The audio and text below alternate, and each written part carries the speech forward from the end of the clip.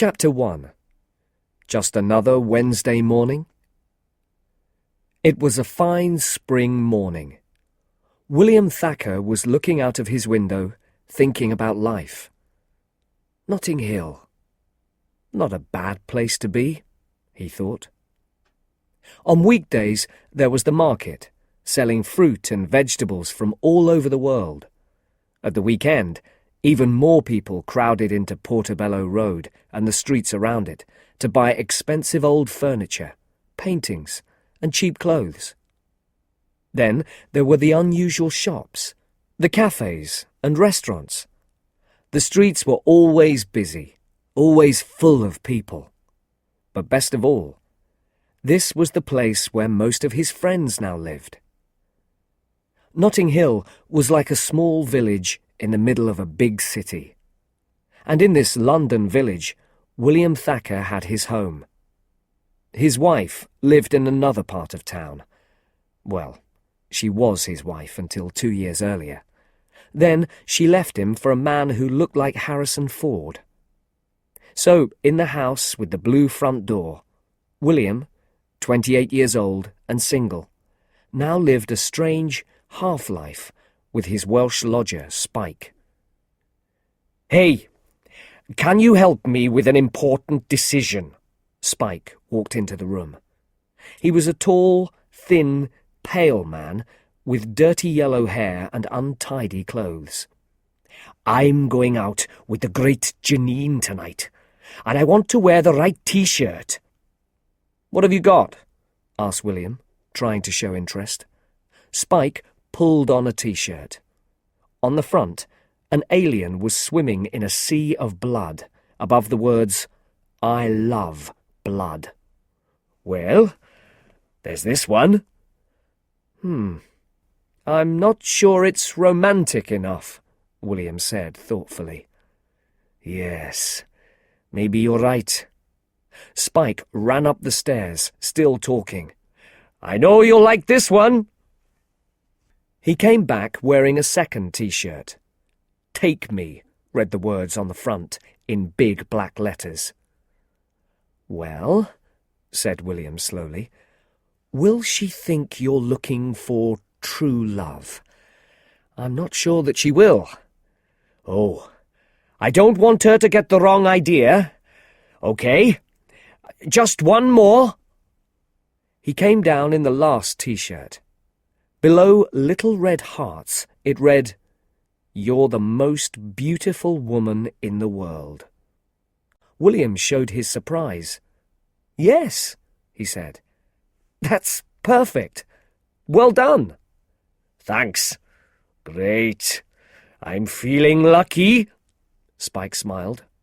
He turned and walked proudly upstairs. On the back of the T-shirt, William could now read, "Let's go to bed." "Oh, Spike," he sighed to himself. It was just another Wednesday, another working day. William walked through the market and opened the door to his shop, the Travel Book Company. It was a small shop that sold, well, travel books. But he never seemed to sell many. Inside, there were a few small rooms full of shelves, and every shelf was heavy with books. Expensive books, cheap books, large hardbacks, and small paperbacks. William greeted Martin, his assistant, a small man with a beard and a nervous smile. Martin always tried to see the best in life. He liked to please people, but was not very good at selling. In fact, people often thought he was a little strange. William started looking at some papers on his desk. "Great. Last week we made nothing. In fact, we lost £347 on those guidebooks to Turkey. Oh dear, never mind. Shall I go and get us some coffee? Make you feel better?" Martin asked, smiling. As he left for the cafe, a woman came into the shop. William looked up at her, looked down, thought for a minute, then looked up again. She was a beautiful young woman with long black hair, dressed simply in a black jacket and trousers. He was sure he knew her. Was it possible? Could it really be her? Yes. It was Anna Scott, the biggest film star in the world. To William, to most men, she was the most beautiful woman on earth. He tried to stay calm. "Can I help you?" She looked at him through her dark glasses. "No, thanks. I'll just look around." His eyes followed her as she went over to a shelf. She picked out a large, expensive guidebook full of colour photographs. "That book's really not good, if you're thinking of buying it," he said, a little nervously. "Really?" "Yes, but this one is. Very good," he said, picking up one of the smaller books from his desk. "I think the writer really has been to Turkey." "Thanks. I'll think about it," she smiled. Suddenly, William noticed something on the small screen on his desk. "Just a minute, please," he said. He walked to the back of the shop, towards a customer who was hiding between two lines of shelves. Excuse me, sir," he said to the man. "Yes?" "Bad news." "What?" "We've got a camera in this part of the shop." "So?" "So, I saw you put that book down your trousers," William told him. "What book?" "The one down your trousers." "I haven't got a book down my trousers," replied the man. "Okay. Listen, we seem to disagree about this. I'll call the police, and they can take a look. If I'm wrong, I'm really sorry," William said patiently. "Right. And if I do have a book down my trousers?" the man asked. "Well, this is what I suggest. I'll go back to my desk. You take the Cadogan Guide to Bali from your trousers and put it back on the shelf. Or buy it." William walked back to his desk. On the screen, he watched as the book came out of the man's trousers. Then it was back on the shelf. The thief started walking slowly towards the door. William turned back to Anna. "Sorry about that," she smiled. "No, that's fine. I was thinking of stealing one too, but now I've changed my mind." She looked at the copies of the cheaper guidebook on his desk. "Signed by the writer?" "Yes," William said. "We couldn't stop him. If you can find an unsigned copy, you can probably sell it for a lot of money."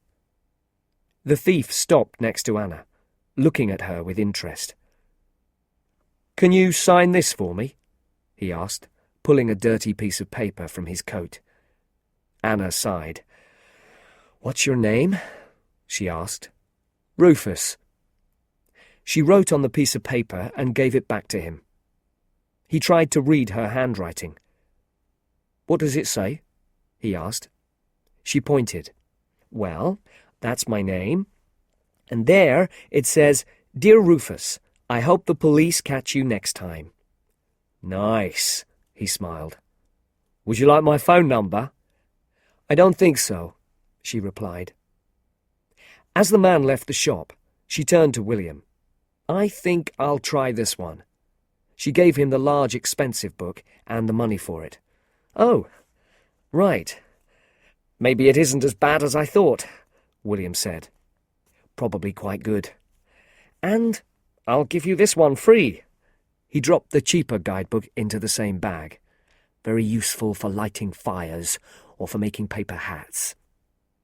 A sudden warm smile lit up her face. She looked carefully at this amusing young man with blue eyes and thick brown hair. "Thanks," she said, and left. Chapter 2. First kiss, last kiss. William felt empty. That's it then. She's gone. and I'll probably never see her again, he thought to himself. "Here's your coffee," Martin said brightly as he came back into the shop. "Thanks. You won't believe who was in here a minute ago." "Who?" "Somebody famous?" Martin asked, excited. But William suddenly changed his mind.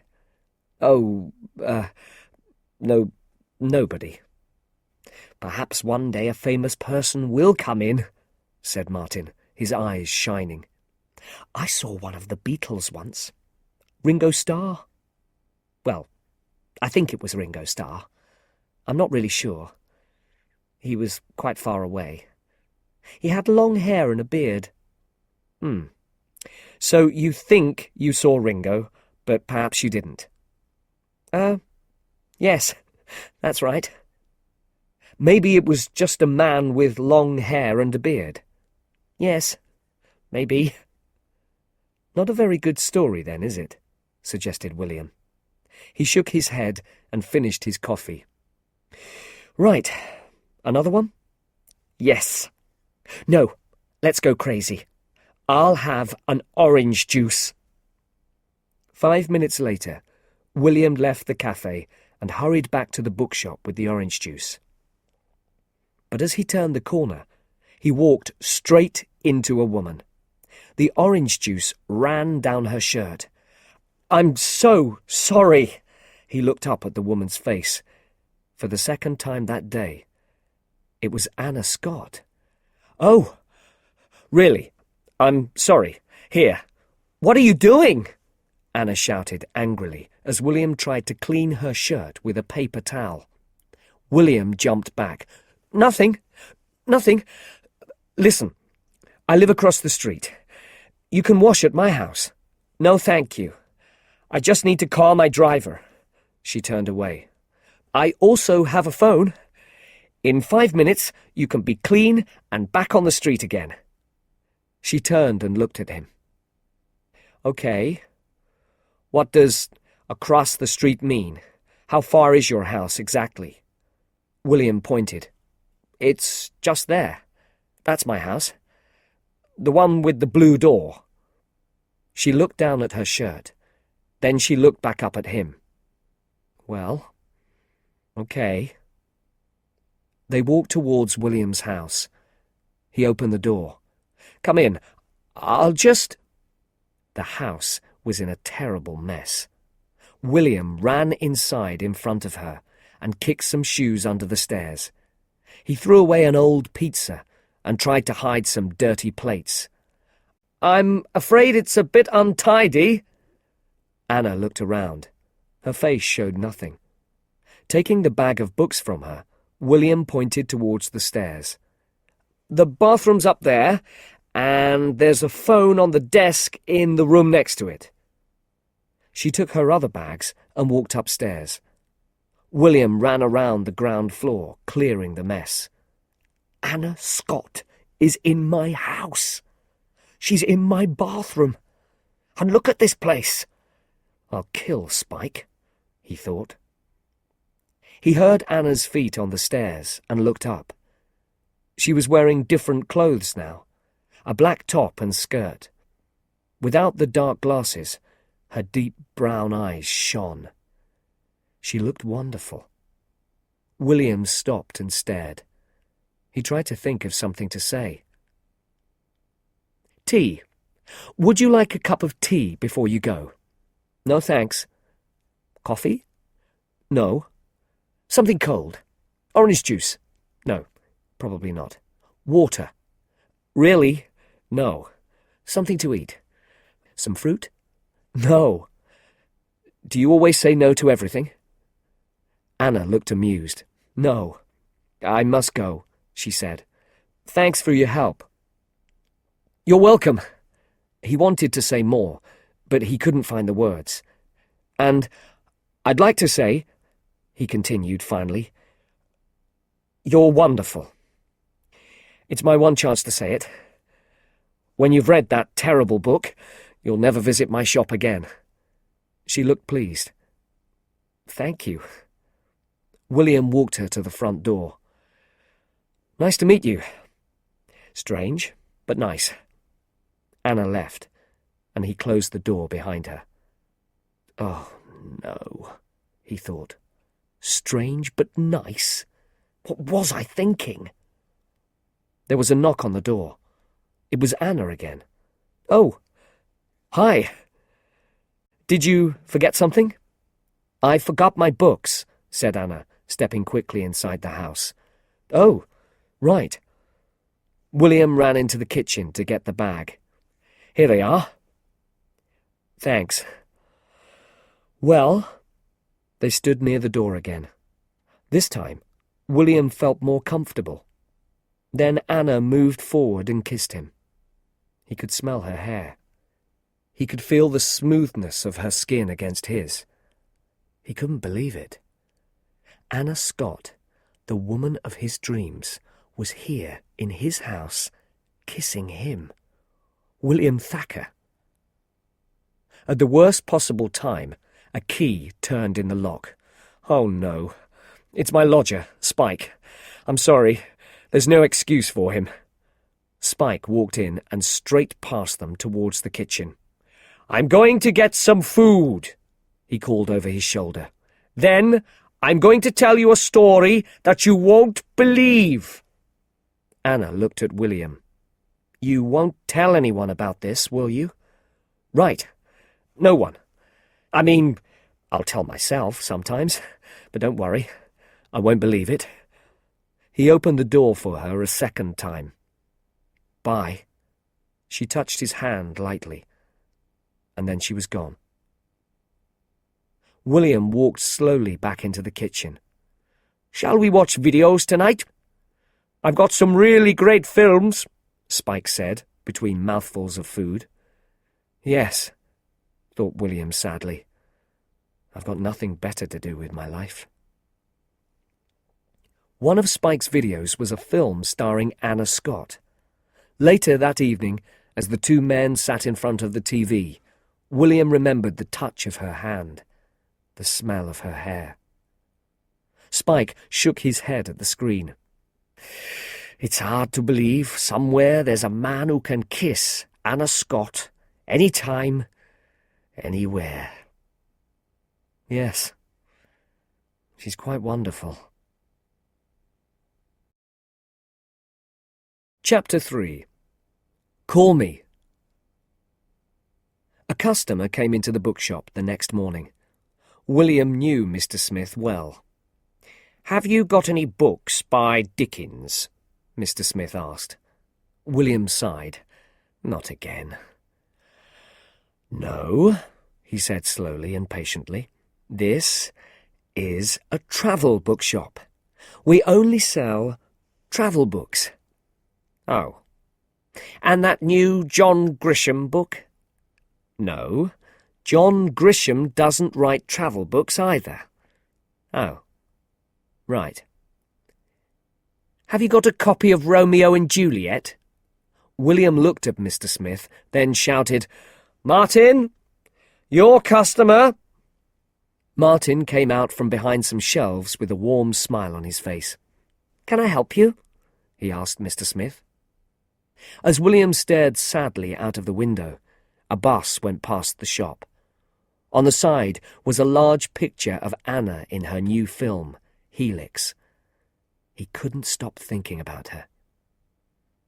A few days later, William walked into his kitchen. Hi, Spike. Hi. Spike was never Britain's best-dressed man, but today his clothes were even stranger than usual. He was wearing William's scuba diving suit with a pair of goggles on his head. Spike, why are you wearing my scuba diving suit? No clean clothes. There never will be if you don't wash them sometimes, William suggested. And I was looking around your room, and I found this. Great, isn't it? I think I look good in it, eh? It was a lovely day, and they went outside into the sunshine. Spike, still in the scuba diving suit, tried unsuccessfully to read his newspaper through the goggles. There's something wrong with these, William, he said, pointing to the goggles. That's because they were made specially for my eyes, so I can see the fish. Oh, right. So, any messages for me? William asked. Yes, I wrote down 2. 2? Were there only 2 messages? You want me to write down all of them? William closed his eyes and sighed. The ones you didn't write down. Who were they from? Was there one? No, it's gone. I just can't remember anything about them. Oh, no, wait. Your mother's leg is hurting her again, and don't forget lunch on Saturday. Any others? Asked William hopefully. Nope, that's it. No others. Spike sat back in his chair and closed his eyes. Then he seemed to remember something. Ah! But if you want all your messages, there was one from an American girl a few days ago. Anna, I think she said. William's heart stopped. What did she say? Well, it was a bit strange. She said, "Hi, it's Anna." And then she said, "Call me at the Ritz." And then she gave a different name. What was the name?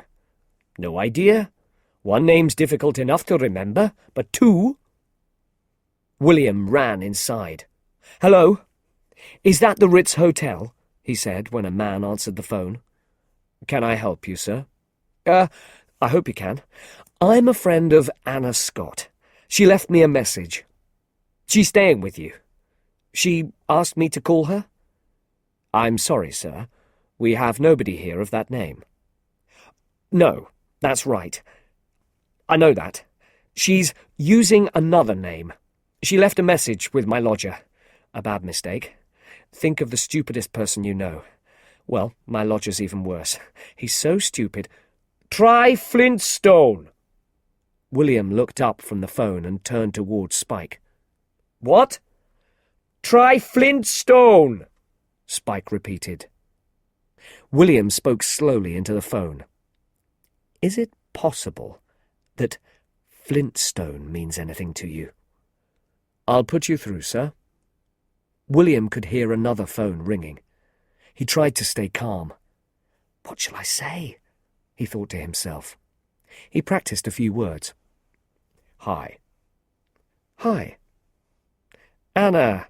Hi. And then he heard her voice. Hi. Oh. Hi. It's William Thacker. I work in a bookshop. You called me. Well, yes. 3 days ago. I'm so sorry. You probably think it was a mistake.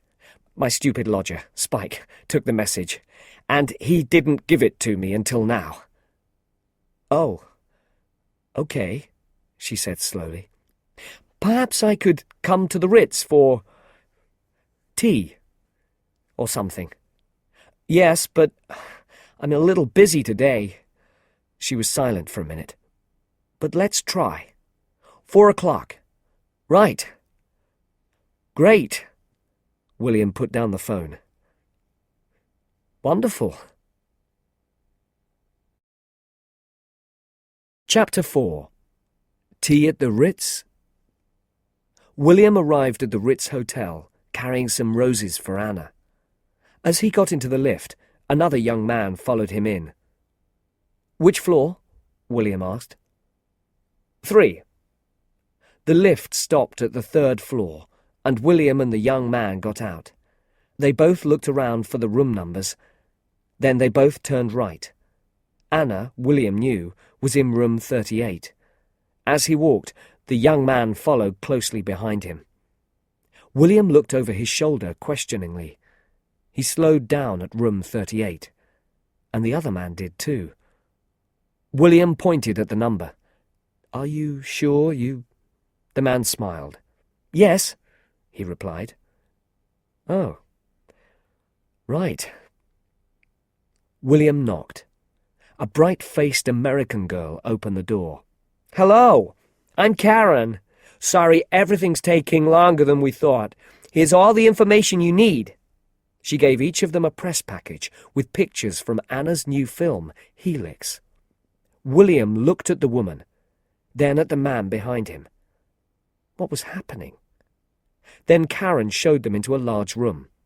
William was surprised to see a number of reporters and photographers, all clearly waiting to talk to Anna. "What did you think of the film?" Karen asked. "Wonderful," the man behind William replied. "A bit of Close Encounters and a lot of Jean de Florette." They both turned to William for his opinion. "I agree," he said quickly. "I'm sorry, which magazines are you from?" Karen asked. "I'm Tarquin, from Time Out." "Great. And you?" she asked, looking towards William. William didn't know what to say. He looked around for ideas, and on a small table saw a copy of Horse and Hound magazine. Horse and Hound. "The name's William Thacker. Miss Scott knows I'm coming." "Okay, take a seat. I'll check." The two men sat down as Karen went into the next room. "You've brought her flowers?"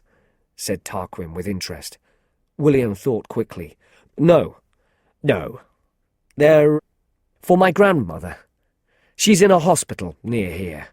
I'm going to see her after this." "Oh, I'm sorry. Which hospital?" William didn't know any of the hospitals in the area. I don't like to talk about it. I hope you don't mind." "Oh, sure. Of course." Just then, Karen came back into the room and called his name. "Mr. Thacker? Anna will see you now. You've got 5 minutes." It was a large sitting room filled with flowers. Anna was standing with her back to a window, wearing an expensive suit. Her hair was tied back. William thought again how beautiful she looked. "Hi." "Hello." "I brought you these," he said, holding out the flowers. "But clearly you've already got some." "Oh, no. These are great," said Anna, taking them. There was a long silence. William tried to think of something to say. "Sorry about not ringing back. The two names idea was difficult for my stupid lodger to understand." "No, I'm sorry. I try to stay private, so I always choose a name from a children's film. Last time I came to England I was Mrs. Bambi." Karen's boss came into the room. "Everything okay?" he asked Anna. "Yes, thanks, Jeremy." "And you're from Horse and Hound magazine?" he asked William. Anna looked at William. "Really? Horse and Hound?" She smiled. She sat down. The room fell silent. She and Jeremy were looking towards William, waiting. "Right," he said, taking a seat. "I'll just start then." He tried to imagine being a reporter for Horse and Hound magazine. What did his readers want to know? Right. The film's excellent, but did you ever think of having more horses in it?" he asked, hesitantly. Jeremy looked at William and sighed. "Well," started Anna, trying to be serious, "we wanted more horses, but it was difficult. I mean, there aren't many horses on Mars." "Yes. Mars. Of course. Very difficult." Jeremy stared at William. Then he looked at Anna. But she seemed happy. He left the room. William put his head in his hands. "I'm sorry. I arrived outside, and they gave me this press package. I didn't know what to do. No, I'm sorry. They gave me a timetable for this, and it ended at 4. Listen, I just want to say that I'm sorry for the other day. The kissing thing. I don't know why I did it. I wanted to make sure you were okay about it." Is that all she wants to say? William thought. He felt hurt, but tried to hide it. "Yes," he said. "No problem. Of course, that's fine. Jeremy came back into the room, and the two fell silent. Don't forget to ask Miss Scott about her next film, Jeremy said helpfully. Oh, yes. Excellent. Any horses in that one? Or hounds? Anna looked at him, amused. It takes place underwater. Right. Jeremy left the room again. William watched him go, then turned back to Anna. I'm sorry. Things like this only happen in dreams, not in real life. Good dreams, of course. It's a dream to see you. And what happens next, in the dream? Anna asked. Well, William started. In the dream, I just become a different person, a better person, because you can do that in dreams. Then I walk across the room and kiss the girl. But in real life, you know it'll never happen. The door opened again. That's it, Jeremy said. No more time, I'm afraid. Did you get what you wanted? Nearly, William replied, looking at Anna. Okay. Maybe one more question. He left the room. Are you busy tonight? William asked Anna. Yes. Jeremy came back in. William and Anna stood and shook hands. It was nice to meet you, Mr. Thacker, she smiled. Strange, but nice. Thank you. You are Horse and Hound's favourite actress. You and Black Beauty. Tarquin was waiting outside. How was she? He asked. Wonderful. Wait a minute, Tarquin said in surprise. She took your grandmother's flowers. William thought quickly. Yes, that's right. What a pig. He turned towards the lift, but Karen called out to him. This way, Mr. Thacker. You can talk to the others now. The others? Thought William. He found himself in another room with the male star of Helix. Pleased to meet you. Did you enjoy the film? The star asked. Oh, yes, very much. Did you enjoy making the film? I did. Which bits did you most enjoy making? Well, you tell me which bits you liked, then I'll tell you if I liked making them. Said William thoughtfully. I liked the bit on Mars very much. Did you enjoy that bit? The male star stared at William. He ended the discussion as quickly as he could. 5 minutes later, William found himself with an actor who spoke no English. Luckily, next to him was a woman who did. William felt more comfortable with his questions now.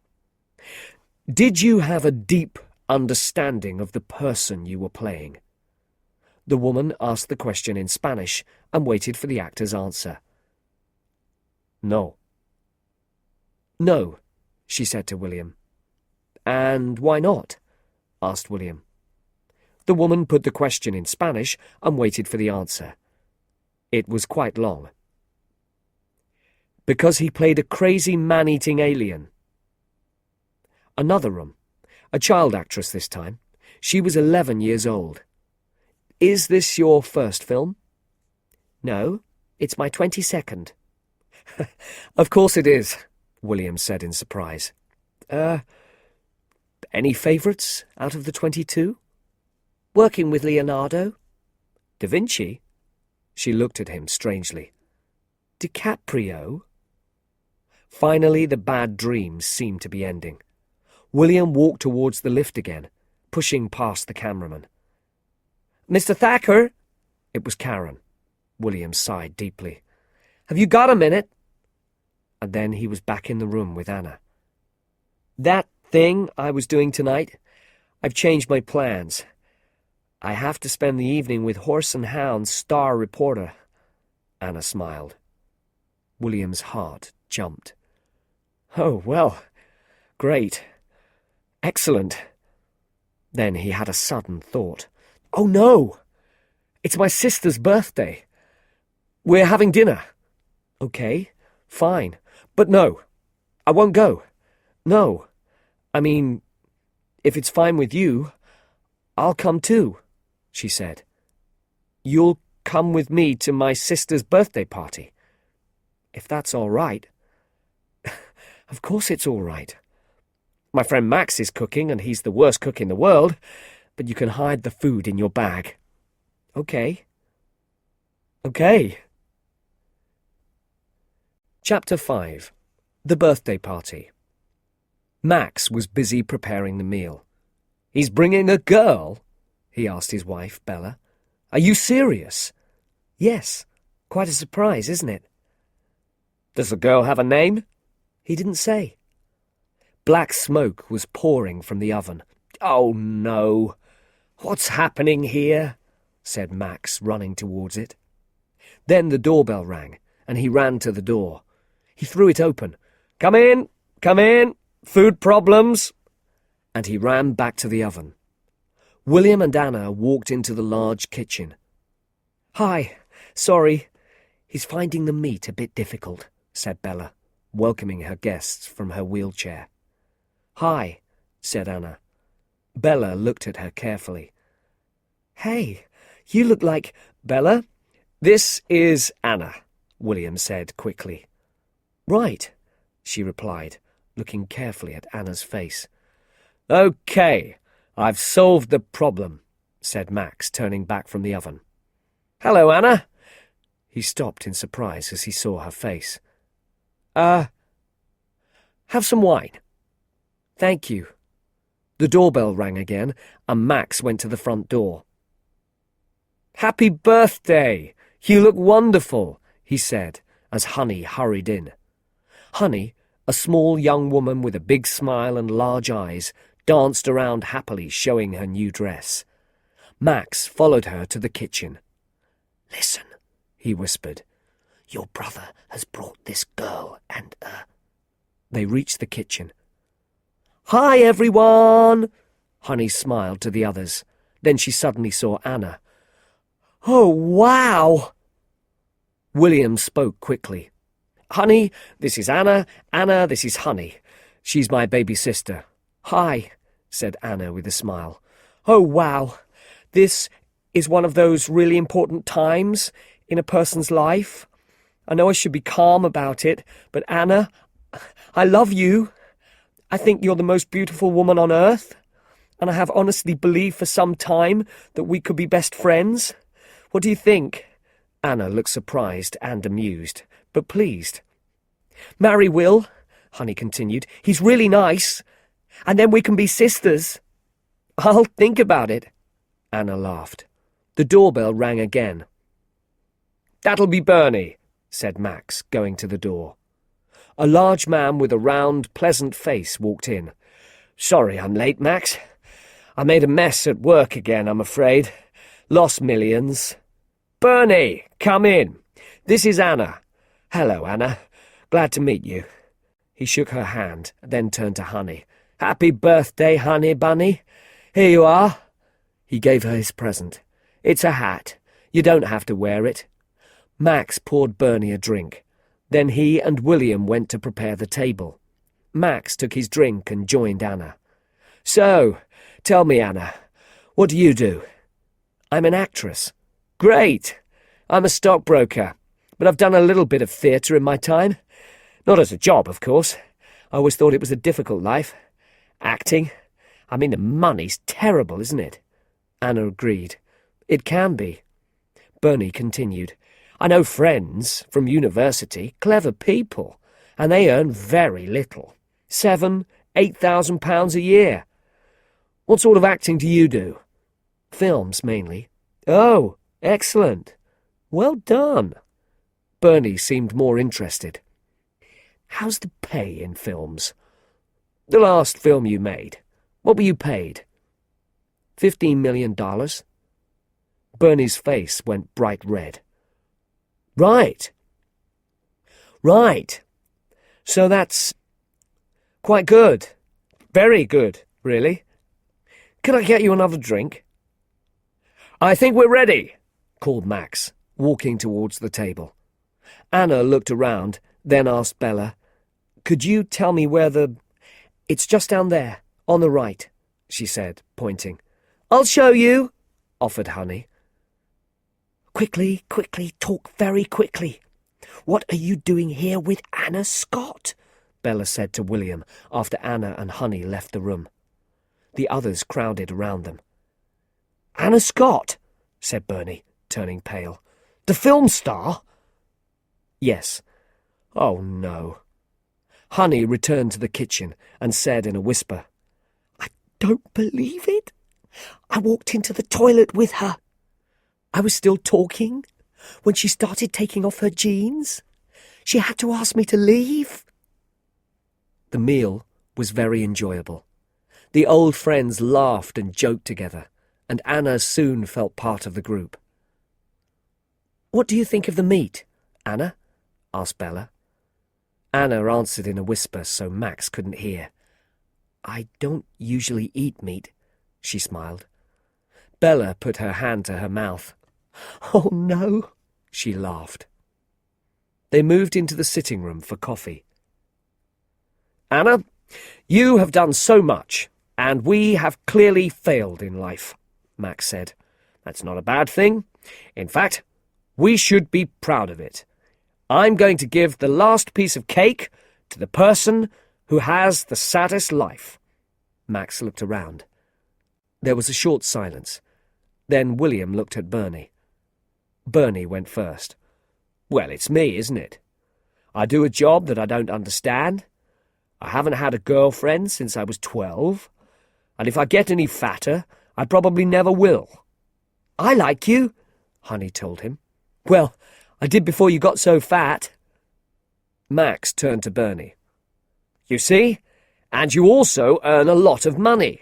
Honey here earns almost nothing for working long hours in London's worst record shop." "That's true. And I've got strange hair and funny goggly eyes. Only seem to go out with men who are unkind. And no one will ever marry me." "You see, Honey is terribly sad," said Max. "But her best friend is Anna Scott," Bella added. "That's true," Honey agreed. "She needs me. What can I say?" "And her legs work," continued Bella, "while I'm in this wheelchair day and night. And even worse, I've given up smoking, my favourite thing. And the fact is," she said hesitantly, "we can't have a baby." The room was completely silent now. "Bella," said William. "No, it's not true," Bernie said sadly. "That's life. We're lucky in lots of ways. But surely I get the cake?" Bella asked. Max lightened the conversation. "Well, I don't know. Look at William. Very unsuccessful at work. A failed marriage. He was handsome, but is now losing his good looks. And it's clear that he'll never hear from Anna again, not when she knows that he was called Floppy at school." They all laughed loudly. "Ah, so I get the cake," suggested William.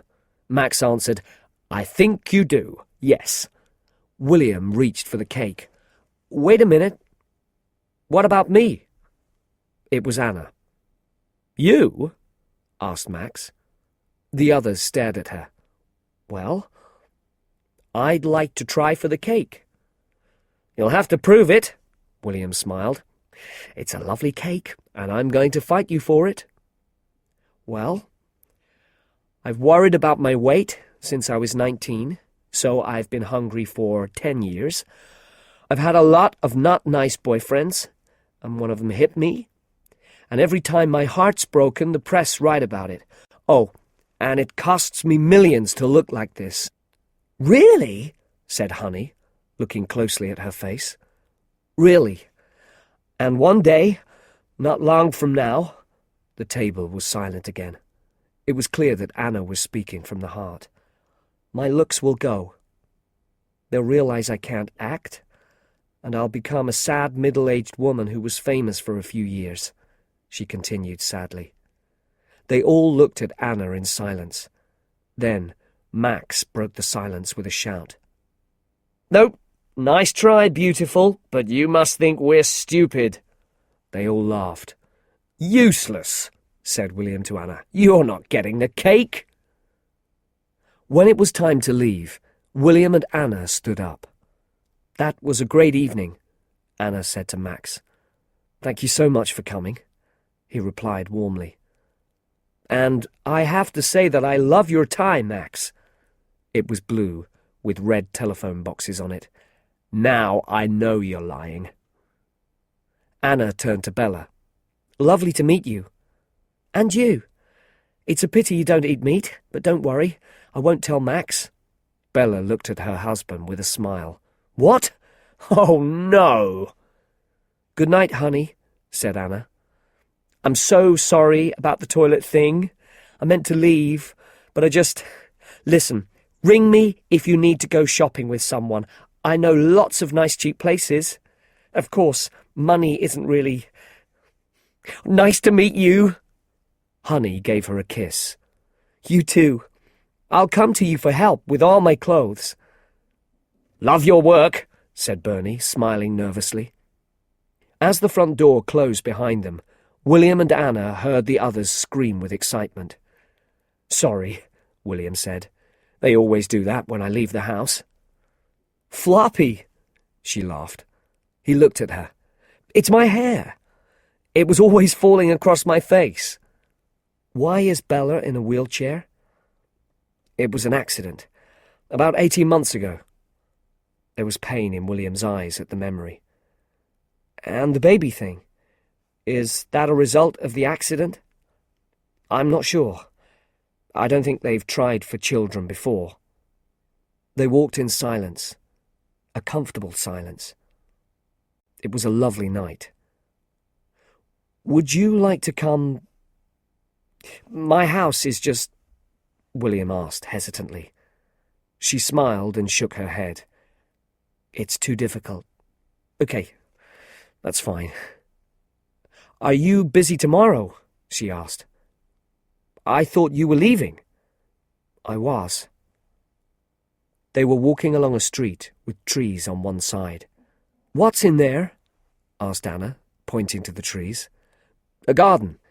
All these squares have gardens in the middle for the people around them. They're like little villages." "Let's go in." "Ah, no. They're private. They're only for the people who live here." "And you always follow the rules?" she asked. She seemed very interested in his answer. "Me? Oh, no, not me. I do what I want." In fact, William was the kind of person who always followed rules. But he started to climb the locked metal gate. He fell back. Oh dear. He tried again, and again he fell. "It's more difficult than it looks, Anna." "Stand back," Anna replied, starting to climb. She was over the gate in a second. "Your turn, Floppy." At last, with great difficulty, William succeeded in climbing over. He jumped down inside the garden. "What's in this garden that's so good?" Then, in the silence of the garden, under the trees, she reached out and kissed him. This time, it was a real kiss. "Nice garden," he said in surprise. As they walked around on the grass, they came to a wooden seat. She read the words on it. "June loved this garden. Joseph always sat here with her." The dates below it read, June Weatherby, 1917 to 1992. "You see? Some people do spend all their lives together," Anna said quietly. William looked deeply into her eyes. He spoke softly. "Yes, they do." Chapter 6. Room Service. The following evening, William was getting ready to go out. As usual, he was late. "Spike, have you seen my glasses?" "No, I'm afraid not," Spike answered, his eyes on the TV. Oh no. Where are they? This happens every time I go to the cinema. Usually there are glasses everywhere, but when I really need them, they disappear. It's one of life's little jokes. William ran upstairs, then came down again. Right, I've got to go, he called to Spike. Thanks very much for your help. You're welcome. Did you find them? No. As the door closed behind William, Spike moved on the sofa. Was he sitting on something? He reached down and pulled out William's glasses. At the cinema, William looked a little strange as he sat next to Anna, beautiful Anna, in his scuba diving goggles. After the film, they decided to go for a meal in a Japanese restaurant. So, who left who? Anna asked. She left me, replied William. Why? She finally saw what I was really like. Oh, that's not good. They could hear loud conversation from a table just around the corner from theirs. No, no, no, I'll take Anna Scott, said a man's voice. William and Anna listened carefully. A second man disagreed. I didn't like her last film. I fell asleep 10 minutes after it started. The first man spoke again. I don't really mind what the films are like. I just like watching her. No, she's not my type. I prefer the other one, the one who gets excited every time you take her out for a cup of coffee. Anna looked at William. Meg Ryan, she mouthed silently. You know, said the first voice again, some girls don't let you near them. But Anna isn't like that. You know she wants it. She's the same as all actresses. Someone you can just... Anna's smile disappeared. Right, that's enough, William said, standing up. He walked over to the men's table. There were 4 of them. I'm sorry, but... Can I help you? One of the men said politely. Well, I was listening to your conversation. I couldn't help it. But you know, you're talking about a real person, and you shouldn't talk about her like that. Oh, go away. Who are you? Her father? The men laughed loudly. Anna came up behind William and pulled him away. The men at the table didn't see her face and continued laughing. I'm sorry, William said to her. It's okay. I love the fact you tried. They started walking towards the door of the restaurant. Then Anna stopped. No, give me a minute. And she walked back to the men's table. Hi, she smiled sweetly. I'm sorry about my friend. Oh, said the man who was doing most of the talking. He knew her face immediately. Listen, I'm sorry. Please, please, she said, stop there. I'm sure it was all just friendly talk. It didn't mean anything, and I'm sure you can't help being stupid. Enjoy your meal. The fish is really good. She walked back to William, still smiling. The men sat in silence, their mouths hanging open. Outside the restaurant, Anna said, Why did I do that? It was wonderful. No, I'm stupid, and what am I doing with you? I don't know, I'm afraid, he replied, smiling. I don't know either, she said softly. They arrived at the front door of the Ritz. Do you want to come up? She asked quietly. There seem to be lots of reasons why I shouldn't. There are lots of reasons. But do you want to come up? His look said yes. Give me 5 minutes, she smiled, and walked towards the lift. For William, time seemed to pass very slowly. The hands on his watch refused to move. Exactly 5 minutes later, he knocked at the door of her room. She opened it. Hi. Something seemed to be wrong. Hi, said William, kissing her. It's wonderful to be able to do that. Anna's eyes were wide, and there was a very serious look on her face. You have to go, she whispered. Why? My boyfriend. I thought he was in America, but in fact, he's in the next room." "Your boyfriend?" William couldn't believe it. "Who is it?" The man was standing in the doorway behind Anna now. Jeff was a famous film star. Handsome, too. Women all over the world dreamt about him. William thought quickly. "Room service? How you doing? I thought you people always wore suits," Jeff said in a friendly way. "Well, yes, but I've just changed because I'm going home. This is my last call." "Oh, great. Could I have some really cold water up here?" "I'll see what I can do. And maybe you could clear these dirty plates while you're here." William calmly picked up the dirty plates. "Really, don't do that," Anna said nervously. "I'm sure that's not his job," she told Jeff. "Is there a problem?" Jeff asked William. No, it's fine."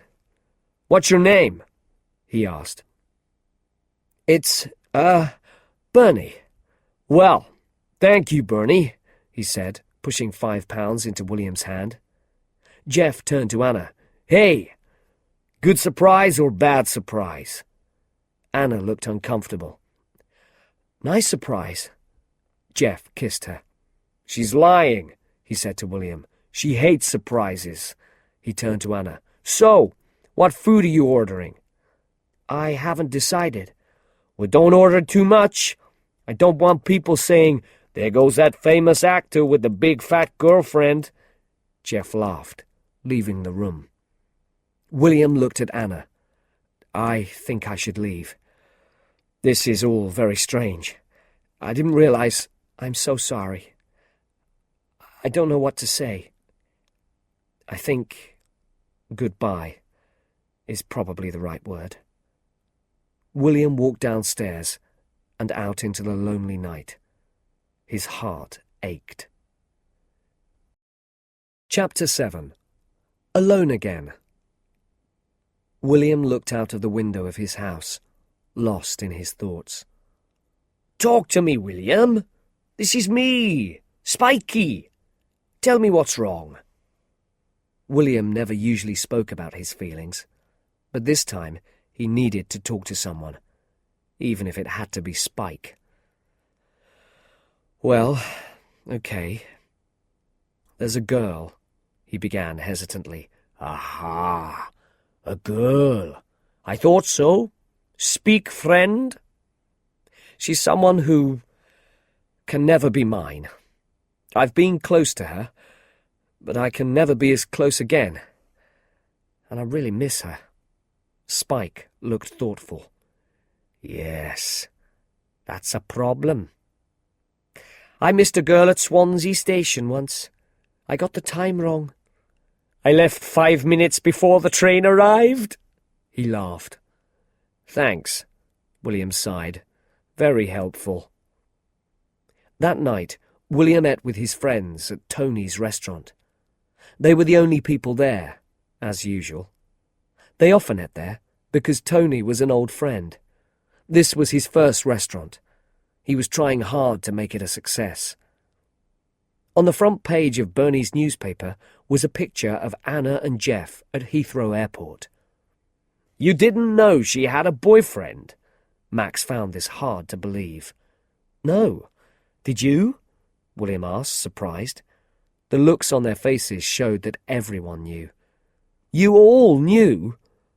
My life is destroyed because I don't read Hello magazine. Anna's a big star. She's world famous. And you're just an ordinary person. It's unimaginable. But don't worry. I have the answer to your problems." Everyone looked at Max with interest. "Her name is Tessa, and she works in our office. She's a bit strange, but she's very clever, and her kisses are unbelievable." Bella put her head on one side and looked at him. "Well, that's what people tell me," he finished quickly. So, a few days later, the friends sat together again at the dinner table in Max and Bella's kitchen. William was worried. The doorbell rang. As Max answered the door, the others could hear the visitor's loud, excited voice. I got lost. I didn't know where I was. Everything around here has the word Kensington in it. Kensington Park Road, Kensington Gardens, Kensington Park Gardens. Max introduced the visitor as they came into the kitchen. Tessa, this is Bella, my wife. Oh, you're in a wheelchair, said Tessa brightly. That's right. And this is William, Max continued. Hello, William. Max has told me everything about you, she laughed. Has he? Replied William nervously. Some wine, Tessa? Max offered. Oh, yes, please. Let's get drunk, Willie. William looked even more worried. A few weeks after Tessa's visit, Max and Bella had another dinner party. This time they invited a woman called Keziah to meet William. She was pale and thin, and she sat nervously at the table. Meat, Keziah? Max asked, reaching for her plate. No, thank you. I only eat fruit. Max and Bella looked at her, and then at William. Only fruit? William asked. I believe that fruit and vegetables have feelings, so cooking hurts them. I only eat things that have fallen from the tree. Then they're already dead, Keziah explained. Right. Right, very interesting. So, these potatoes were murdered. Yes, murdered. Poor potatoes. Terrible, agreed William. Oh, when will this evening end? He thought to himself. So Tessa and Keziah came and went. Neither was a success, but Max didn't give up. A month later, Rosie sat at the table with William, Bella, and Max. Rosie seemed very nice. She was pretty and well-dressed, and there was nothing unusual about her. She seemed intelligent and friendly. To his surprise, William even liked her. Great coffee, she said. Thank you. I'm sorry about the meat, Max said. Don't be sorry. I thought it was really interesting. Interesting means terrible, suggested William. Yes, you're right. Really terrible, she replied. They all laughed. Maybe we'll meet again sometime, she said to William as she was leaving. Yes, that sounds great. Well, asked Bella when they were alone. She's perfect. Perfect, William replied. But, Bella looked at him carefully. William spoke quietly. I think you've forgotten. It's difficult to find someone you love. Someone who will also love you. The chances are very small. Look at me. Except for the American, I've only loved 2 girls in my life, and both times it ended badly. That's not fair, Max said. No, really. One of them left our marriage more quickly than you can say Indiana Jones. The other, he said, looking at Bella, married my best friend.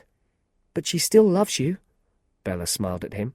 Yes, as a sister loves a brother. Well, I never wanted you in any other way. They all laughed. I mean, I loved you. You were terribly funny. But when you kissed my ears... William spoke quickly. And 30 years from now, I'm still going to be alone. Do you want to stay the night? Bella asked. Why not? At home, there's just a crazy Welshman waiting for me. As the evening came to an end, Max carried Bella upstairs to bed. William sat in a chair, eyes wide open, feeling very lonely. Chapter 8. Behind the Blue Door. The following morning, William walked home. He thought about Max and Bella, and how much in love they were. And he thought about his own life. What was he doing? Where was he going? He arrived home and got ready for work. As he was looking in the mirror, the doorbell rang. Who's that at this time of day? He thought. Probably the postman. He went downstairs to answer it. He opened the door and his heart jumped. It wasn't the postman. It was a beautiful woman in dark glasses. Unbelievable. "Can I come in?" Anna asked. "Come in." Her hair was a mess, and she looked tired and unhappy. But to William she looked wonderful. He took her into the kitchen, and Anna poured out her story. "The photos were taken years ago," Anna explained. "I was poor. It happens a lot. That's not an excuse, I know, but it's worse than that. While one man was taking photos, another man was filming me. I didn't know anything about that. Now it looks like a dirty sex film, and, well, they've sold the pictures and they're everywhere." Anna looked ready to cry. William shook his head. "And now I don't know where to go," Anna continued. "There are crowds of reporters outside the hotel. I just need to get away from them." "This is the place," William said calmly. "Thank you," she said quietly. "I'm only in London for 2 days, but the British press are so... It's the worst place to be." She was very unhappy. "They're terrible pictures. They make me look like... Don't think about it. Now, would you like tea? A bath? Oh, yes, a bath." 5 minutes later, Spike came in through the front door, looking excitedly at the pictures of Anna in his newspaper. "Wow, look at that. Wonderful," he said to himself as he walked upstairs. He opened the bathroom door, still reading. He went over to the toilet without taking his eyes off the newspaper. "Are you Spike?" a voice said from behind him. Spike looked up, then turned his head slowly. He couldn't believe his eyes. There, in the bath, was Anna Scott. He quickly left the bathroom, calmed himself down, then opened the door again. Anna saw his face come slowly round the door, his mouth hanging open. "Hi," she said, smiling. "I just wanted to be sure." Spike backed out and closed the door again. "Oh, thank you. Thank you," he whispered, closing his eyes. After her bath, Anna looked calmer. "I'm really sorry about last time," she said to William in the sitting room. "Jeff just flew in. I thought we were finished." "No, that's fine. I don't often get the chance to clear away the dirty plates of a Hollywood star. I enjoyed it very much." "How is he?" "I don't know. One day I couldn't remember any of the reasons that I loved him." "And how are you? And love?" "Well, there's a question. Without an interesting answer." "I have thought about you," she said, looking into his eyes. "Oh, no, no, no." William's heart ached. It was too painful. He didn't want her to continue. But she did. "But there's a problem. When I try to be with someone ordinary, it never works." "Of course. I completely understand. Thank you for telling me that." William felt uncomfortable and changed the subject. "Is that the film you're doing?" he asked, pointing to some papers in her hand. "Yes. We start filming in Los Angeles on Tuesday. Would you like me to help you learn your lines?" "Will you?" She looked pleased. "It's all talk, talk, talk." "What's the story about?" "I'm a difficult but clever young officer who in about 20 minutes will save the world." "Well done, you." William found the language of the film almost impossible to understand, but he read the other parts for Anna, and she practiced her lines. They had great fun. As the day passed, Anna seemed to forget about her problems. "So, what do you think of the film?" she asked when they stopped. "Exciting." It's not Jane Austen or Henry James, but it is exciting. You think I should do Henry James?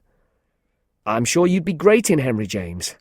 But, I mean, this writer's quite good too. Yes, she said.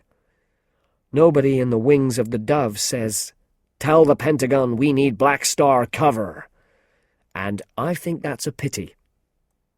Anna smiled her widest smile. He really was helping. Later that evening, they sat down to eat.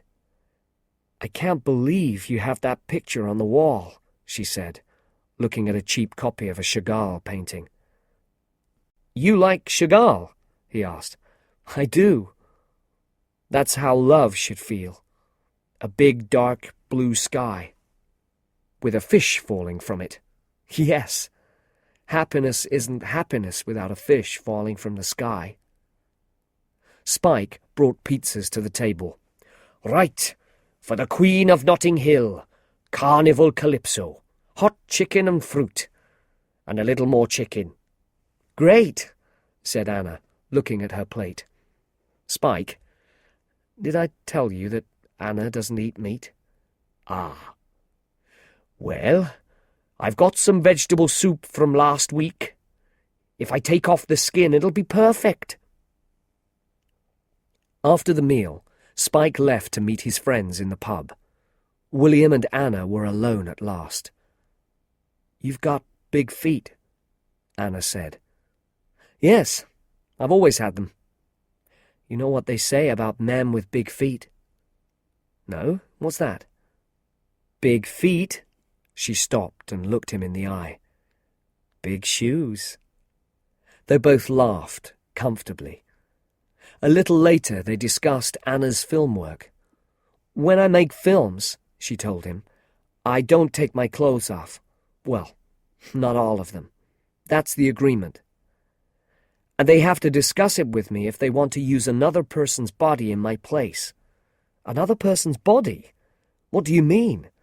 "Well, if they want me to show my bottom, I refuse. Another actor has to do it." "And do you choose a better bottom than yours?" "Of course. That's really important." She laughed. "What a job," said William. "What do those people put on their passports?" "Profession. Mel Gibson's bottom." "Mel uses his own bottom," Anna said, taking another mouthful of ice cream. "It's great." "The ice cream or Mel Gibson's bottom?" "Both." They had a wonderful evening, but, of course, it had to end. William walked with Anna up to the bedroom. "Today has been a good day. Thank you," said Anna gratefully. They stopped outside the bedroom door. "Well, thank you. Time for bed. And the sofa bed for me." "Right." She kissed him sweetly. Then she went into the bedroom and closed the door. William walked slowly downstairs for a lonely night on the sofa bed. He couldn't sleep. He lay there with his eyes wide open. Will she come? He waited and hoped, but nothing happened. Then, suddenly, he heard a sound on the stairs. William waited nervously. "Hello?" he said into the darkness. A bearded face looked into the room. "Hello? Have you got a minute?" "Spike, listen.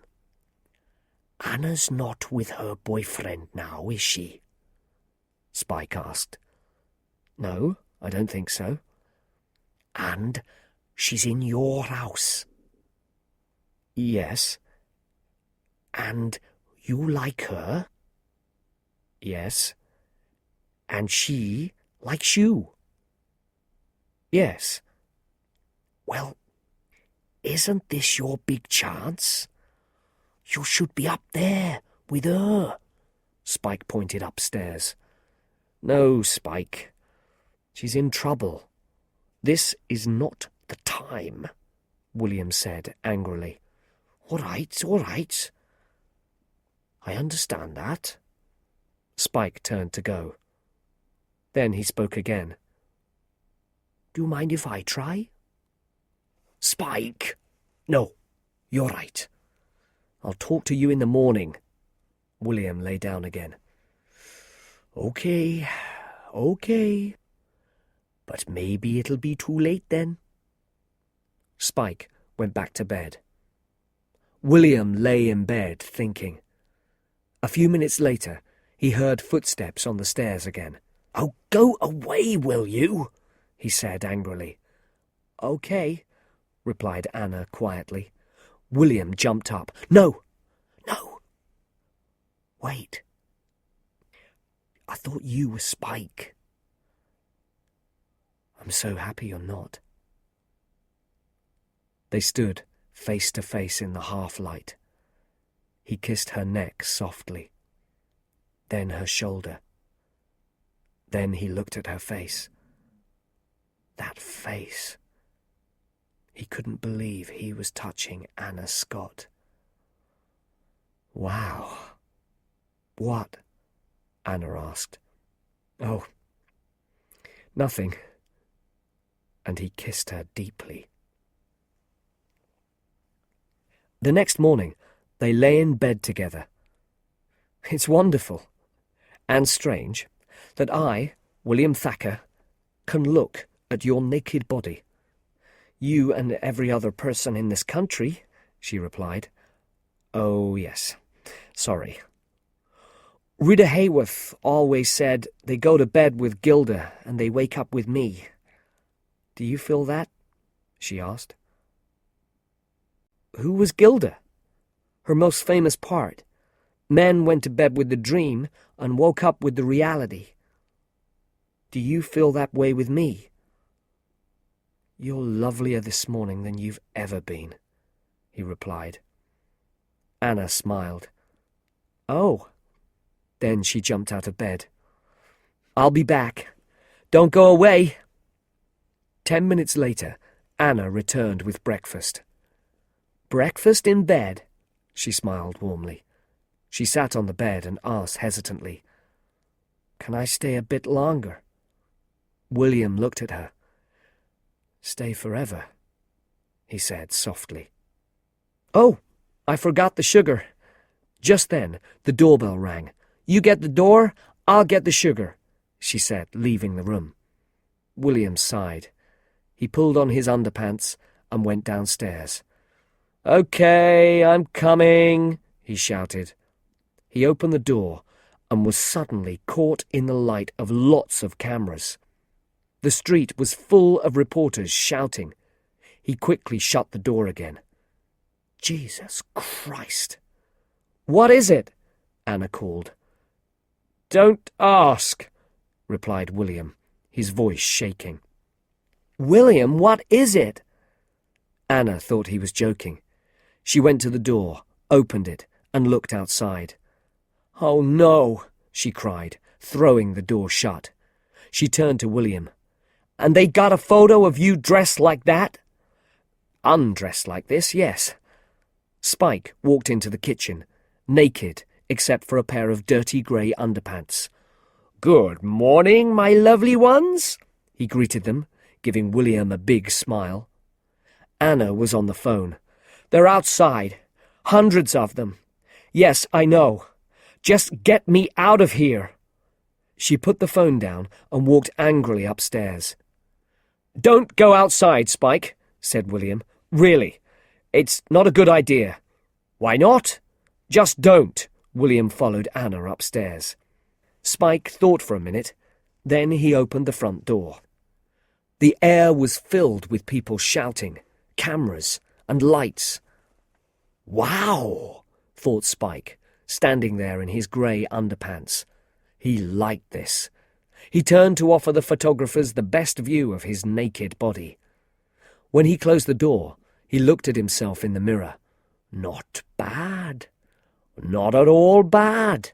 Well-chosen underpants. Girls love grey. William was upstairs, standing in the bedroom doorway. How are you doing? He asked. How do you think I'm doing? Anna shouted. "I don't know what happened." "Well, I do," she said, throwing her things into a bag. "Your stupid friend decided to make some money, so he talked to some reporters." "Spike?" "No, that's not true," William answered. "Really? Reporters from every British newspaper are outside your house. They all woke up this morning and thought, 'I know where that Anna Scott is. She's in the house with the blue front door in Notting Hill.' And then you go out half naked. Unbelievable." Spike put his head round the door. "And I went out in my underpants, too." "Get out, Spike," William said. "Listen, Anna, I'm so sorry. I came here to you for protection from these people. And now things are even worse than before. What will everyone think? I mean, I've got a boyfriend," she shouted. "Have you?" asked William quietly. "Well, everyone thinks I have. And now there'll be pictures of you in every paper from here to Timbuktu. I know, but just let's stay calm. You can stay calm. Everything's fine for you. Everyone will say, 'Well done, you. You slept with a film star. We've seen the pictures.'"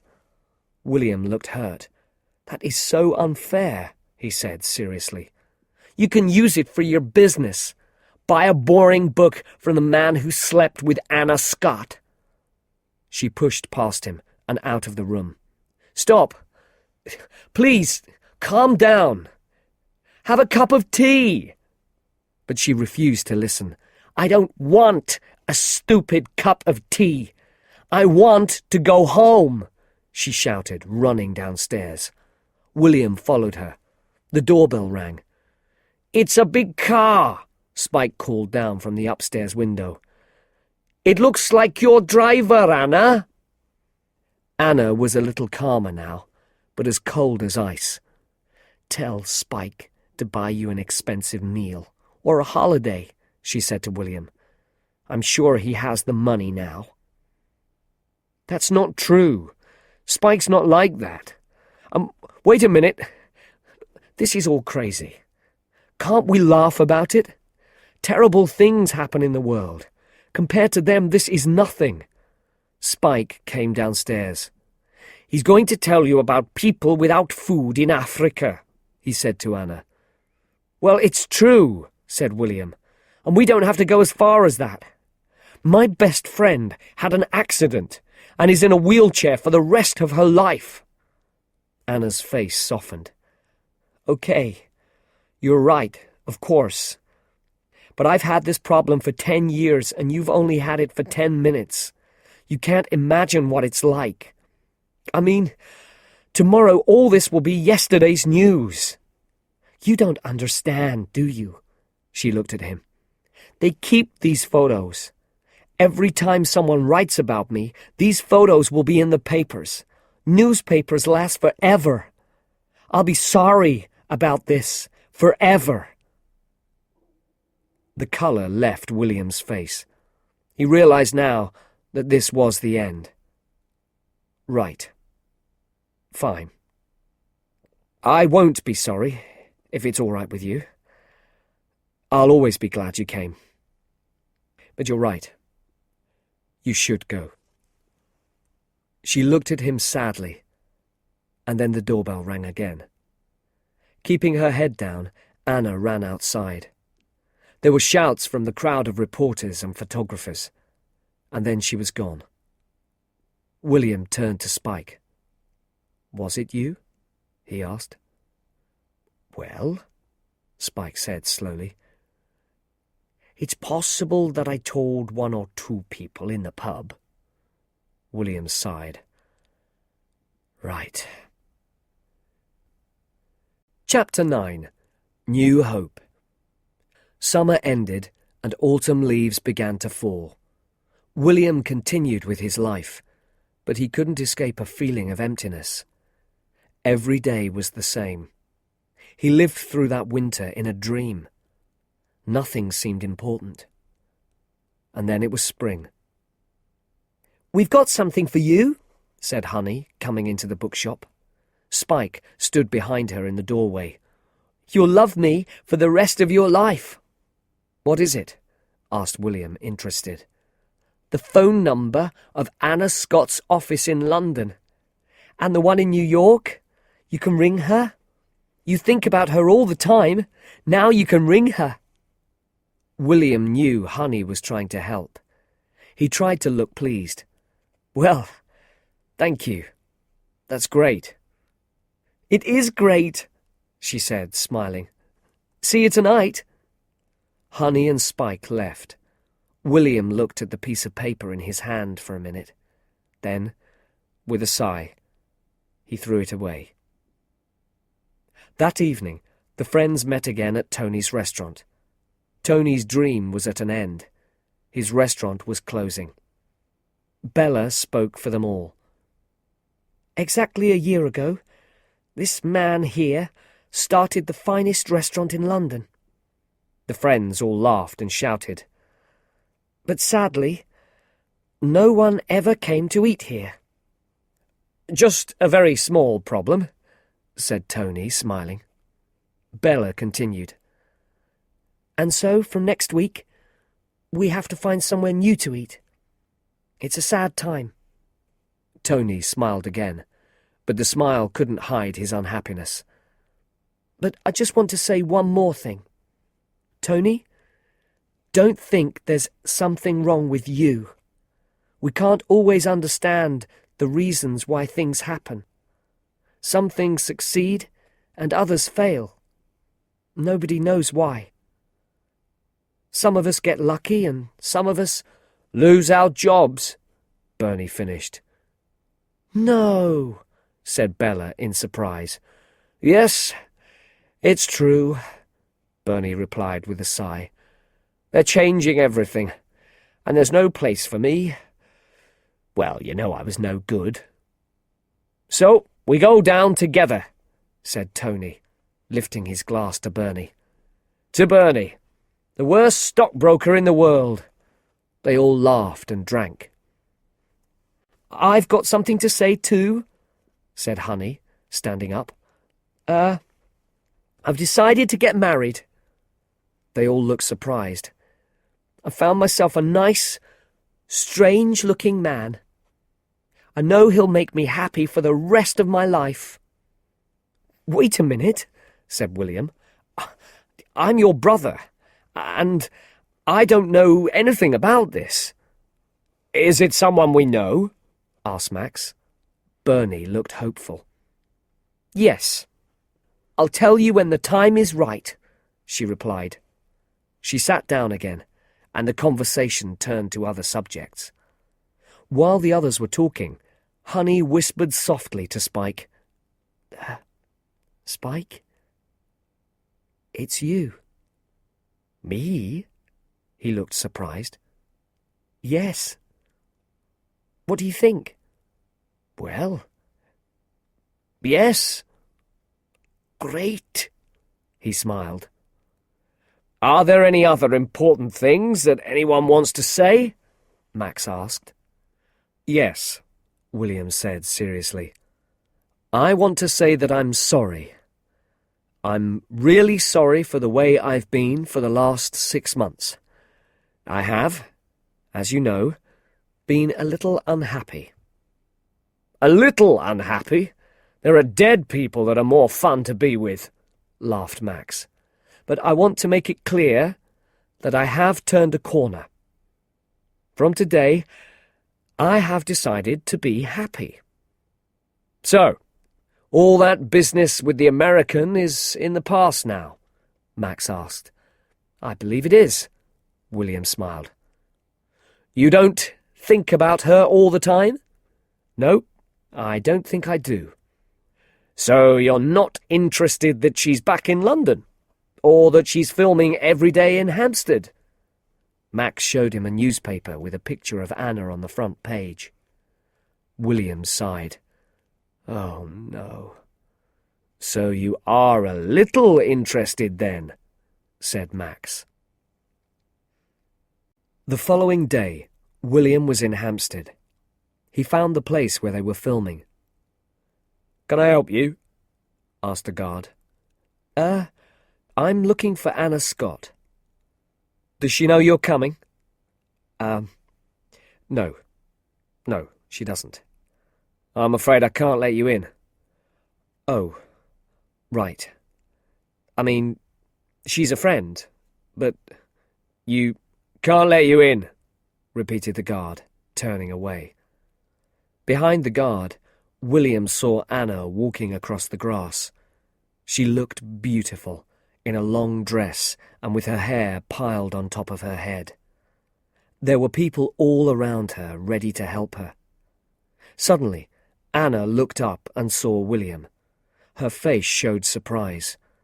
William smiled nervously, and then she walked towards him, followed by the crowd of people. "This is very, she started hesitantly. "I only found out you were here yesterday." "I wanted to ring, but I didn't think you—" Anna continued. "Anna, we have to go. They're ready." It was one of the film people. "Listen, William, it's not going well, and it's our last day." "Yes, right, you're clearly very busy. But wait, there are things to say." "Okay," William said. "You could drink tea. There's lots of tea." She smiled at him as she was taken away. "Come and watch," a woman said to him. "Do you like Henry James?" "This is a Henry James film?" he asked, remembering his conversation with Anna a year earlier. The woman left William with Harry, a sound man. "You can listen if you like," Harry said, pointing to some headphones. William put them on. Then he sat in a chair to watch the action. Anna and another actor were making conversation, waiting for the filming. William could hear everything through the headphones. "So, I ask you when you're going to tell everyone, and you say," Anna said to the other actor, "Tomorrow will be soon enough." And then "Who was that man you were talking to just now?" the other man asked. "Oh, no one. A man from the past. I don't know what he's doing here. It's difficult." William's heart stopped. What was he doing there? He took off the headphones and gave them back to the sound man. "Thank you, Harry."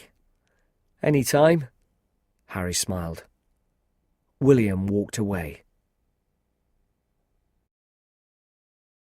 Chapter 10. Just a Girl and a Boy. "What's happening?" Spike asked. "I'm throwing out some old videos," William replied. Some of them were, of course, Anna's films. "You can't do that. These are great films. You mustn't do it. I won't let you."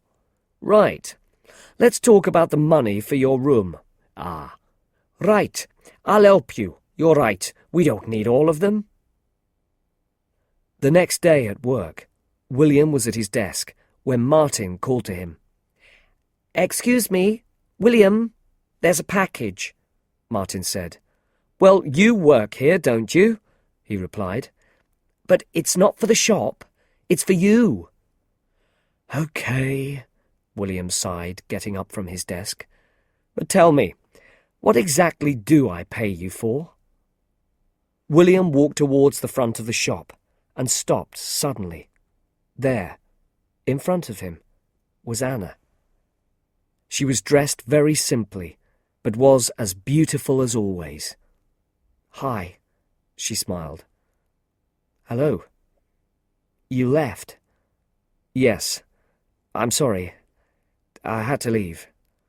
I was in the way." "Well, how have you been?" she asked. "Fine," he said. "Everything is exactly as it was before. When they change the law, Spike and I will marry immediately. Very different from your film star life." "Oh, no. All that means nothing. I had no idea how meaningless it all was. But I know now. She looked nervous. Yesterday was the last day of filming. I'm leaving soon, and I wanted you to have this. She pointed to a large flat package covered in brown paper. Oh, thank you. Shall I? No. Don't open it now. Okay. Well, thank you. I don't know what it's for, but thank you. I had it in my flat in New York, and I just thought... But I didn't know how to call you, she began hesitantly. I was so rude to you last time. So it was in the hotel. But then you came, so I thought... What did you think? He asked softly. The shop door opened and Mr. Smith walked in. William looked up. Don't even think about it. Go away immediately. Right. Sorry, Mr. Smith said in surprise, closing the door behind him. William turned back to Anna. You were saying?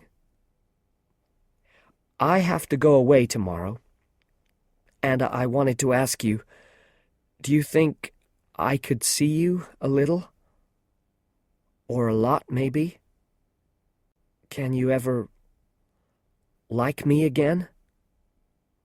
William was surprised at her words. He didn't know how to reply. But yesterday the other actor asked you about me. A man from the past, you said. I heard it all through the headphones. But I never tell other actors about my love life. Martin was back. Excuse me, it's your mother on the phone. Tell her I'll ring later. I tried that, but you said that 24 hours ago, and she's still waiting. Her foot was purple then, and now it's turning black. Okay, William sighed, walking to his desk. Look after Miss Scott, Martin. Martin smiled nervously at Anna. I loved you in Ghost. It was a wonderful film. Is that right? She said, surprised. Yes. What's Patrick Swayze like in real life? I'm afraid I don't know him very well. Oh, wasn't he friendly when you were making the film? Well, I'm sure he was friendly, to Demi Moore. She was the other star of Ghost, Anna smiled. Oh, right. Sorry. I've never been very clever. William returned. It was lovely to meet you. I love your work. And Demi's, of course. And Martin left them. Sorry about that, William said. That's okay. William thought very carefully and then spoke slowly and seriously. Anna, I'm an ordinary sort of person. I'm not often in and out of love. The words were not coming easily. Can I just say no to your kind offer? Anna continued smiling, but the hurt showed in her eyes. Yes. That's fine. Of course. Of course. I'll just go, then. Nice to see you. Anna, the fact is... He felt he must try to give words to his feelings. With you, I'm in real danger. My heart will never get better if it's broken again. And I know that will happen. There are too many pictures of you, everywhere. Too many films. You'll continue with your life, and I'll be... finished. I see, Anna said softly. That really is a real no, isn't it? I live in Notting Hill, you live in Beverly Hills. Everyone in the world knows who you are. My mother doesn't always remember my name. Okay, fine. I understand. There seemed nothing more to say, but Anna tried one last time. It's not real, you know, being famous. I'm also just a girl, standing in front of a boy, asking him to love her. William looked deeply into her eyes. Was he doing the right thing? Then she kissed him lightly. "Bye," she said, as she left. There were no pictures on the walls of Tony's restaurant. The kitchen equipment was gone. Chairs were piled up, waiting to go. The friends met there one last time. "What do you think? Did I do the right thing?" William asked them. "Of course you did," said Honey quickly. "I mean, she's nothing special." "That's right," agreed Bella. "And everyone knows that. All actresses are crazy." "What do you think, Tony?" William asked. "Never met her and never wanted to." "Right, Max?" William turned to his oldest friend. "I agree with the others. And who wants to go out with someone who doesn't eat meat?" "Great. Excellent. Thanks." William felt happier. His decision was the right one. Then Spike arrived. "I was called and I came. What's the problem?" he asked. "William has just refused Anna Scott," Honey told him. "What? Are you crazy?" Spike shouted at William. Bella was looking carefully at the painting next to William's chair. "That isn't the real Chagall painting, is it?" she asked him. Yes, I think it is." Bella's eyes widened.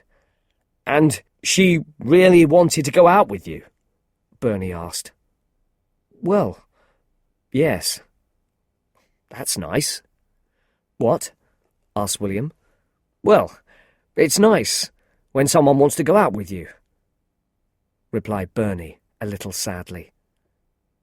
"It was quite sweet, really," said William, remembering. "I mean, I know as an actress she can say lines very well, but she said, and these were her words, 'I'm just a girl, standing in front of a boy, asking him to love her.'" The room went very quiet. "Oh no," William said, his head in his hands. "I've made the wrong decision, haven't I?" He could see his friends' agreement in their eyes. "Max, how fast is your car?" William, Bernie, Honey, and Spike jumped into Max's car. "Where's Bella?" asked Max. "She's not coming," replied Honey. "Oh, yes, she is. She's not missing this." And he found Bella, picked her up, and put her in the front. The wheelchair went in the back with Spike. The London traffic was heavy, as usual, but they got to the Ritz at last. William and Bernie ran to the front desk. "Is Miss Scott staying here?" "No, sir, I'm afraid she isn't. It was the man who was at the desk a year earlier." "Or, Miss Flintstone?" "No, sir, I'm afraid not." Bambi, or, I don't know, Beavis, or Butthead?" The man at the desk shook his head. William sighed deeply. It was no good. It was too late. But as he turned away, the man spoke. "There was a Miss Pocahontas here in room 126, but she left an hour ago. I believe she's giving a press conference at the Savoy Hotel before her flight to America." He smiled. William jumped up and kissed him. "Thank you. Thank you," he shouted. Bernie, in his excitement, kissed the man too. Back in the car, they drove as fast as possible to the Savoy Hotel. But the traffic was moving slowly, and at one crossroads they came to a complete stop. Time passed, and they all got more and more nervous. Spike jumped out of the car. "I'll get us through," he shouted, shutting the door. And then he was in the middle of the road, stopping cars and buses and making a path for Max's car. "Go! Go! Go!" he shouted. "I love you!" laughed Honey out of the window as the car shot off towards the Savoy. "Excuse me, where's the press conference?" William asked the man at the desk. "Can I see your press card?" William quickly showed him a card. "That's a video club card, sir." "Yes. I write for the club's magazine." "I'm sorry, sir." Bella arrived at the front desk, pushed by Honey. "He's with me," she said. "And you are?" "Writing about the best London hotels for people in wheelchairs," she said, smiling. The man looked at her for a minute and then sighed. "It's in the Lancaster room. I'm afraid you're very late." "Run!" Honey shouted to William. The Lancaster room was crowded with reporters and photographers. At the front sat Anna behind a long table, looking a little sad.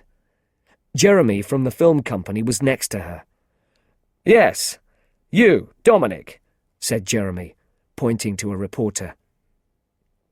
"How much longer are you staying in Britain, Miss Scott?" "No time at all. I fly out tonight," answered Anna. "And that's why we have to stop soon," said Jeremy. "Any last questions?" A number of hands went up, and he pointed to one. "You've decided not to make another film for a year. Is this because there's talk about Jeff and another famous actress?" "No," she replied simply. "Do you believe the stories?" "It's really not my business now. But I will say this. Stories about Jeff and women are usually true." She smiled. The next question came from a reporter standing next to William. "Last time you were here, there were photos of you and a young Englishman. So, what was that about?" "He was just a friend, and I think we're still friends," she said, slowly. William's heart was jumping. Could he speak? Could he say what he wanted to say? And then his hand was up, and Jeremy was pointing at him. "Yes, Miss Scott, is there any chance of you and this young man being more than friends?" Anna looked up at the questioner. She saw that it was William. "I thought so, but no, I was told not," she said quietly. "And if this man—" William started. Jeremy spoke. "No, it's just one question each." "No, let him," Anna said. She turned back to William. "What were you saying?" William continued.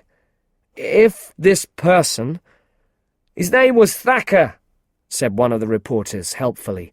"Thank you," William smiled. "If this Mr. Thacker gets down on his knees and asks you to think again, what then?" Max, Bella, Bernie and Honey all waited open-mouthed for her answer. "I think my answer will be yes."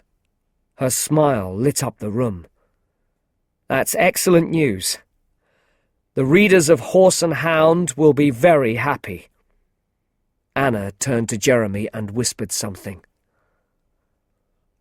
"Dominic, would you like to ask your question again?" said Jeremy, pointing to the reporter. "Yes. Miss Scott, how long are you planning to stay in Britain?" Anna looked at William questioningly. He returned her look, smiled, and mouthed the word yes. "For a very long time," smiled Anna. Suddenly, the reporters realized what was happening. They crowded round William, asking him questions. Photographers took pictures. Max and Bella kissed. Bernie kissed a woman standing next to him. Everyone was smiling and laughing. Spike arrived at last, red-faced from running. "What happened?" he asked Honey. She put her arms around him and held him tightly. "It was good, Spike. It was so good." How did it all end, this love story between the biggest film star in the world and an ordinary bookseller from Notting Hill? Well, it is too early to say, but the signs are good. The wedding was a quiet one, with family and close friends. Tony made a wonderful cake. Max danced wildly around the dance floor, looking like James Bond in his white dinner jacket. Honey's legs didn't reach the floor as she danced in Spike's arms, and Martin stood at the side, smiling nervously. Everyone had a good time. Soon after the wedding, William went with Anna to the opening night of her Henry James film. As they stepped out of the car in front of the cinema, people screamed with excitement. Photographers pushed forward to get the best picture for the next day's newspaper. To William, all this was new and strange, but Anna held his hand tightly and guided him through the crowds.